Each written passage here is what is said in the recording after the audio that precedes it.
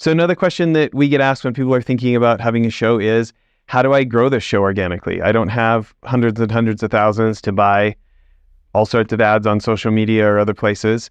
So how do we grow an audience? To answer the question, I'll tell you the strategy I use to get my first 4 million downloads, and then the strategy I'm adding on top that I think will help me at least 10 times those numbers in the future here.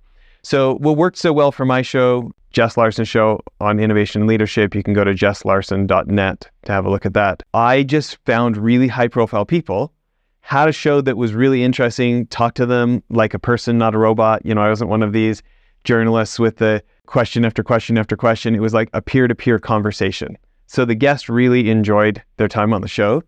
And then at the end, my team reached out to them and said, hey, your episode is live. Would you mind promoting it to your social media? And again, these people said yes to come on my show because they were trying to get attention for their business. They were trying to raise their profile. So it's not a very big ask to ask them, hey, will they post it to their LinkedIn? Now, the kind of people that I'm working with are not social media influencers. They don't have millions of followers. They might only have a few hundred connections on LinkedIn, but they do have the right kind of connections. This is not a social media influencer with 2 million 13-year-olds as followers.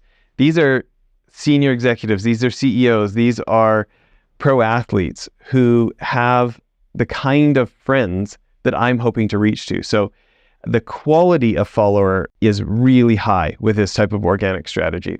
And what happens is people tune in to listen to some CEO that they're friends with, who they saw it on social media. They're like, wow, that episode was great. I wonder what else they've got. And they start listening to my back catalog, and they start listening to old episodes for the other high profile guests.